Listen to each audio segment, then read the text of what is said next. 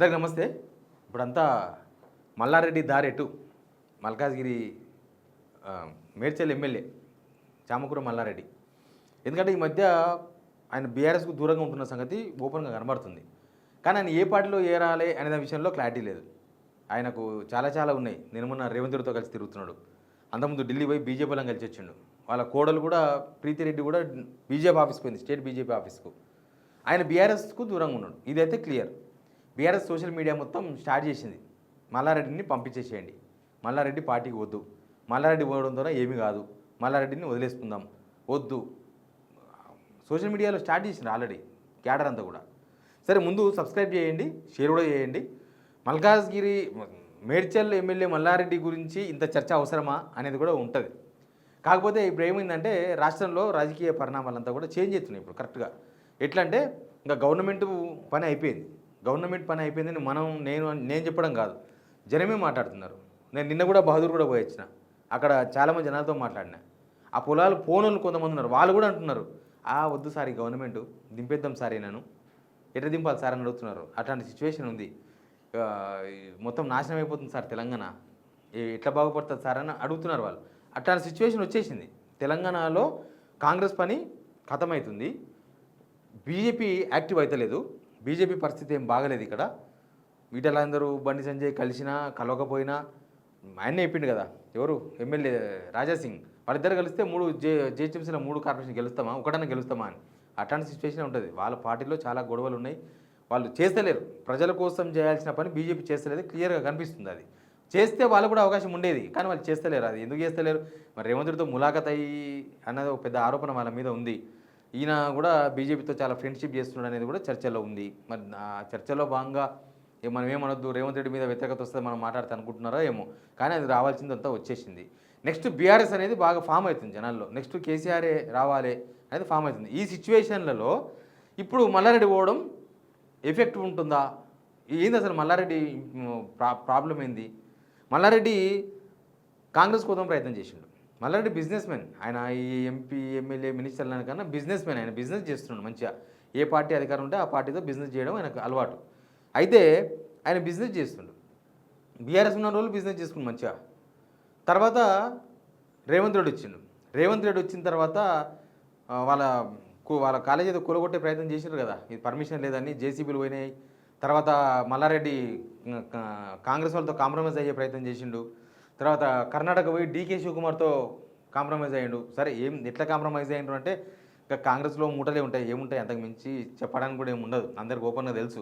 పోయి డీకే శివకుమార్తో 100 కోట్లకు సెటిల్మెంట్ చేసుకున్నారు అనేది చర్చల్లో ఉంది. అది మల్లారెడ్డి చెప్పాలి, నేను చాలాసార్లు అడిగిన చెప్పలే ఆ విషయాన్ని. 100 కోట్ల రూపాయలకు 100 కోట్లు డీకే శివకుమార్కి ఇచ్చి డీకే శివకుమార్ దగ్గర నుంచి రేవంత్ రెడ్డికి కాల్ చేయించిండు. కాల్ చేయించిన తర్వాత ఇక్కడ కూడా ఏదో సెటిల్మెంట్ చేసిండ్రు. చేసిన తర్వాత అలా కాలేజీలు కూలగొట్టకుండా ఆపిండు రేవంత్ రెడ్డి అనేది ఇప్పటిదాకా ప్రచారంలో ఉన్నది. అది ఆయన ఖండించలే కూడా ఎక్కడ కూడా. ఇక ఆ తర్వాత నిన్న జరిగిన ఎపిసోడ్ మనం చూస్తూనే ఉన్నాం. అక్కడనే కదా ఎల్బినార్లో మేడ్చల్ మల్కాజ్గిరి జిల్లా అదంతా. ఆడ నిరుద్యోగుల మీటింగ్ గర్జన పెడితేనేమో రాలేదు.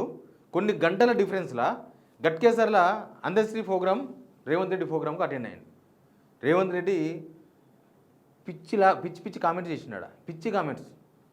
మనం ముఖ్యమంత్రిని పిచ్చోడు అనలేం, కానీ అట్లా మాట్లాడాడు. అనకూడదు కూడా, మనం ఎవరు గౌరవించాలి కదా. ఆయన ఎట్లా మాట్లాడినా జనం చూసుకుంటారు, ఎవరైతే మాట్లాడుతున్నారు అనేది జనం చూసుకుంటారు. కానీ అట్లా మాట్లాడకూడదు. మాట్లాడాడు కేసీఆర్ మీద, కేటీఆర్ మీద, ఒంటి కాలు మీద లేచిండు ఐసాకైసా అని. బూతులే అవి మాట్లాడలేం కూడా మనం. చిన్నపిల్లలు కూడా మాట్లాడరు. ఎవరు చిన్నపిల్లలు మాటలు మాట్లాడితే ఇంట్లో ఉన్న వాళ్ళు నాయనను తాతను నోరు మూసుకో, అట్లా మాట్లాడితే ఇంకోసారి తంతని నేను చెప్తారు. అట్లుంటుంది. అరే దానికి మాత్రం పోయాడు. ఆడ వేదిక మీద కూర్చొని విన్నాడు. మొత్తం విని అక్కడి నుంచి వెళ్ళిపోయాడు. కనీసం మరి మా పార్టీ లీడర్ నువ్వు ఇట్టేందుకు మాట్లాడుతున్నావు అని అనలేదు. ఆయన బీఆర్ఎస్లో ఉన్నాడు, లేడు. రీసెంట్గా ఇక్కడ ఆయన ఎవరితో వాళ్ళ కార్యకర్త బర్త్డే కూడా దూరం అవుతున్నావు, నేను దూరంగా ఉంటున్నాను కాబట్టి మీరందరూ నాకు దూరం అవుతున్నారని చెప్పేసి ఒక బీఆర్ఎస్ కార్యకర్త బర్త్డే విషయాలు కేక్ కట్ చేస్తూ మాట్లాడాడు. ఆ వీడియో కూడా బయటకు వచ్చేసింది. మరి అవన్నీ చూసిన తర్వాత ఈ డాట్స్ మొత్తం కలుపుకుంటూ వస్తే అదే తెలుస్తుంది. ఆయన కాంగ్రెస్లో పోదామంటేనేమో చేర్చుకుంటలేరు. ఎందుకు చేర్చుకుంటలేరు అంటే కాంగ్రెస్కి తీసుకొస్తే కాంగ్రెస్ ఆయనను పక్క పార్టీలో ఉంటే ఎవరైనా బ్లాక్మెయిల్ చేయగలరు, కానీ కాంగ్రెస్కి తీసుకొస్తే బ్లాక్మెయిల్ చేయలేరు కదా ఎవరు. కాంగ్రెస్లో ఉంటే ఇంకెవడు చేస్తాడు. ఇప్పుడు కాంగ్రెస్లో ఉన్న వాళ్ళే ఆయన బ్లాక్మెయిల్ చేస్తున్నారు. ఇప్పుడు కాదు, ఎప్పటి నుంచో ఉన్నాయి వీడియో చూపిస్తాను నేను మీకు. అప్పటి నుంచే బ్లాక్మెయిలింగ్ నడుస్తుంది. కాంగ్రెస్లో ఉన్న వాళ్ళే బ్లాక్మెయిల్ చేస్తున్నారు మల్లారెడ్డిని. ఇవన్నీ వైరల్ అవుతున్నాయి వీడియోలు, అందుకే చూపిస్తాను. ఛాలెంజ్ చేస్తున్నాం సాలే, అరే సాలే, రారా గుట్లే, అరే సాలే రేవంత్, రేపు నేను రాజీనామా చేస్తా, నా ఎమ్మెల్యే పదవికి రాజీనామా చేస్తా, నువ్వు రాజీనామా చేసి ఇద్దరం నిలబడతాం రా సాలే. వాని యాదగిరిగుట్ట మీద ధర్మం వేశాడు గురించి, లక్ష్మీ నరసింహ స్వామి మీద ఒట్టేశాడు గురించి.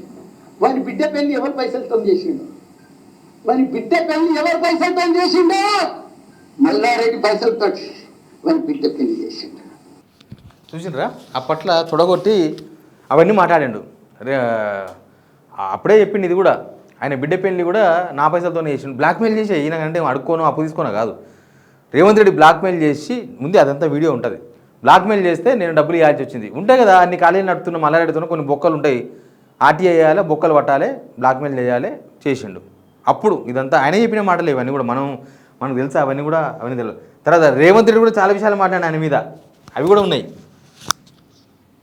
ఈ వేదిక మీద నుంచి ముఖ్యమైన ప్రకటన చేస్తున్నా, మల్లారెడ్డి అరాచకాలు, అక్రమాలు, భూ కబ్జాలు, ఆయన చెరువుల్లో కట్టిన కాలేజీలు, చెరువుల ఆక్రమణలు అన్నిటి మీద ఏసీబీ అదేవిధంగా విజిలెన్స్ అండ్ ఎన్ఫోర్స్మెంట్ ద్వారా విచారణకు ఆదేశిస్తాం.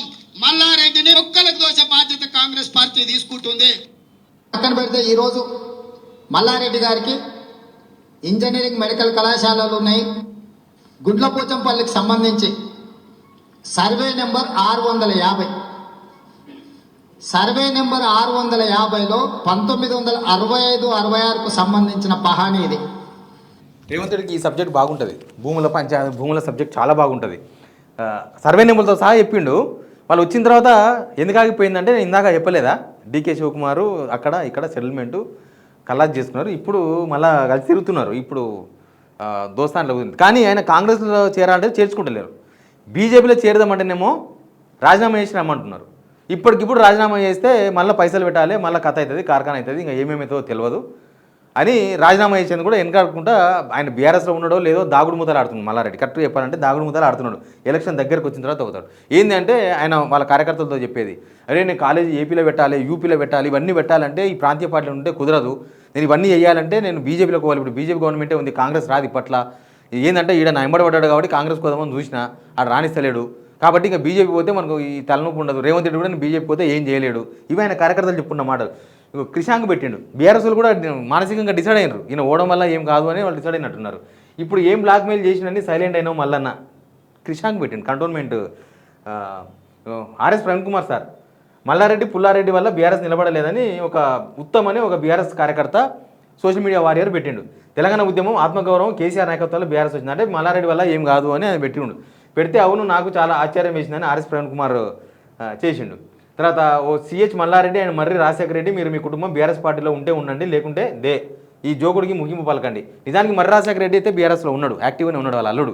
మరి అందరూ కోడలు ఒక పార్టీ, ఈనో పార్టీ, అల్లుడో పార్టీలో ఉండాలని డిసైడ్ చేసినాం. వ్యాపారం కదా, అన్ని పార్టీలో ఉంటే ఏ పార్టీలో కనుకొచ్చినా మేమే ఉంటామనేది కాన్సెప్ట్ కూడా ఉంటుంది బిజినెస్ మెన్లకి. పెళ్లి పురుషోత్తమ్ రెడ్డి, మల్లారెడ్డి గాడిని ఏ పార్టీ నుంచి పంపించండి సార్, వాడి ప్లేస్లో నికార్సైన యువ నాయకులకు పోటీలో పెట్టండి, అంతేగాని ఇంకా వాడిని ఉంచుకోకండి సార్. ఇవన్నీ పెడుతున్నారు సోషల్ మీడియాలో. ఈ కామెంట్స్ వస్తున్నాయి మల్లారెడ్డి మీద. మల్లారెడ్డి అయితే అవకాశం కోసం చూస్తున్నాడు. ఆయనకు యూనివర్సిటీలు, డబ్బులు, బిజినెస్ చాలా ఇంపార్టెంట్. ఏమనంటే డబ్బులు ఎట్లా డబ్బులు వంచక తప్పదు. మల్లారెడ్డి యూనివర్సిటీలో ఉన్న లెక్చరర్లు, ప్రిన్సిపాల్ అందరూ డబ్బులు వంచుతారు ఎలక్షన్స్లో ఆయనకి.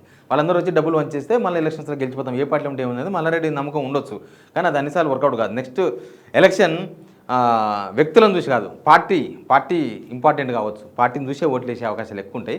బట్ చూద్దాం ఇప్పుడు మల్లారెడ్డి ఎటు పోతాడు. ఏమైందంటే ఆయన రాజీనామా చేస్తే బీజేపీ పోవాలి, రాజీనామా చేయకుంటే ఇట్లే ఉండాలి, అంతే తప్ప కాంగ్రెస్ వాళ్ళు చేర్చుకోరు. కాంగ్రెస్లో చేరితే ఈ బ్లాక్మెయిల్ చేసే వాళ్ళకు మల్లారెడ్డి దొరకకుండా పోతాడు. కాబట్టి ఆయన అక్కడ ఉంటేనే వీళ్ళు బ్లాక్మెయిల్ చేయగలరు. కాబట్టి అదే కాన్సెప్ట్ నడుస్తుందేమో. Please subscribe.